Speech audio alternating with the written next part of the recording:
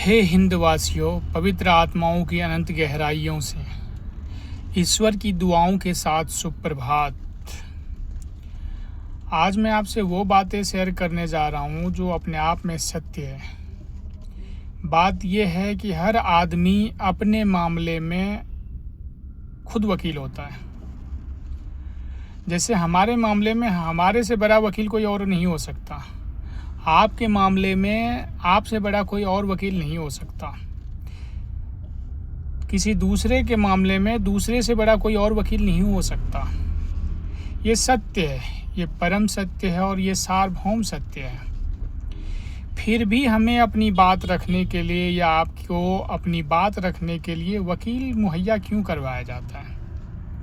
क्या वो आपके मामले में आपसे ज़्यादा जान सकता है? मामला आपका होता है और आपको ही जज साहब के सामने खुलकर बोलने का अधिकार नहीं दिया जाता है। क्या यही संविधान होता है? एक तरफ कहते हैं कि संविधान हमें बराबरी का अधिकार दिलवाता है। अब बताइए, क्या कभी किसी की बराबरी की जा सकती है? कहते हैं हर आदमी यूनिक है, बराबर नहीं है। हर इंसान की डीएनए अलग अलग होते हैं, हर इंसान की ब्लड ग्रुप अलग अलग होते हैं, हर इंसान की काबिलियत अलग अलग होती है, तो बराबरी क्यों?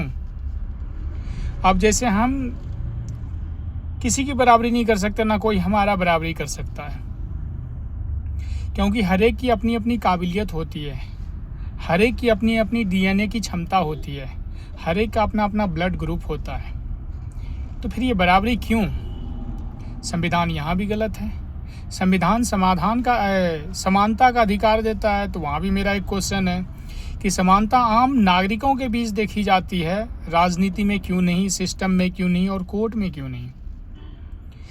मेरा कहना बस ये है कि आप खुद विचार कीजिए कि किस तरीके से आपको बरगलाया जाता है, ब्लैकमेल किया जाता है।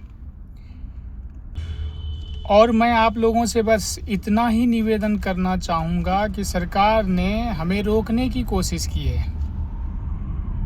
अब आप मेरी आवाज़ बनकर मेरी बातों को हर एक हिंदुस्तानी तक पहुँचाइए। अब आपको समझ में आ गया होगा कि पूरी सिस्टम मेरे गिरेबान में हाथ क्यों नहीं डाल रहा। अब आपको समझ में आ गया होगा कि हमने क्यों कहा था कि हर एक आम आदमी तक शेयर कीजिए, जितना ज़्यादा से ज़्यादा हो सके शेयर कीजिए, क्योंकि हमें पता था कि इसका परिणाम क्या होने वाला है। इन्होंने डायरेक्टली हमें रोक नहीं पाया, तो फेसबुक पर नोटिस दे के उन्होंने हमारे लाइक, कमेंट, शेयर को रोकवा दिया है।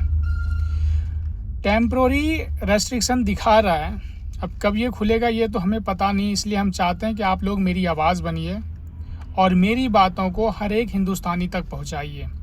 मैं जैसा कि पहले भी कहा था कि ये आम आदमी की लड़ाई है, आम आदमी के हित की बात है, इसलिए हर एक आम आदमी को पता होनी चाहिए। आपने अभी तक गरीब, मजदूर और मजबूरों को कोर्ट कचहरी में फंसते हुए देखा था। ये आज़ादी के बाद पहली बार ऐसा हुआ है कि सिस्टम, संविधान और संचालक तीनों मेरे मायाजाल में फंसा हुआ है। इसीलिए कोई मेरे गिरेबान में हाथ डाल नहीं सकता लीगल तरीके से, डायरेक्टली तो डाल ही नहीं सकता, क्योंकि उनको अच्छे से पता होता है, वो पहुँचे हुए लोग होते हैं, उनको पता हर चीज़ का होता है, इसलिए वो ऐसा कर नहीं सकते। और मैं बता दूं कि बड़े से बड़ा जो ऑफिसर होता है उनके पास दो ही चीज़ होती है, बात करने का ढंग और काम करने का तरीका। वो हमारे पास भी है। फ़र्क ये है कि उनके पास एक पद है और हमारे पास पद नहीं है, पर पावर उनसे ज़्यादा है। इसलिए क्योंकि वो संवैधानिक पदों पर है, वो बंधा हुआ है, और हम संवैधानिक पद पे नहीं हैं, हम आज़ाद हैं। मेरा काम नहीं करेगा तो हम ऊपर कंप्लेंट डाल सकते हैं, लेकिन हमारा कंप्लेंट वो करे ये संभव नहीं हो सकता। इसलिए हम यही कहेंगे कि यूनिक बनिए, किसी की बराबरी मत कीजिए, क्योंकि हर एक का अपना अपना महत्व होता है और उस महत्व को मेंटेन में रखना ही हम लोगों की जिम्मेदारी होती है। और एक बार फिर से पवित्र आत्माओं की अनंत गहराइयों से नमन भी, अभिनंदन भी और साथ में धन्यवाद भी।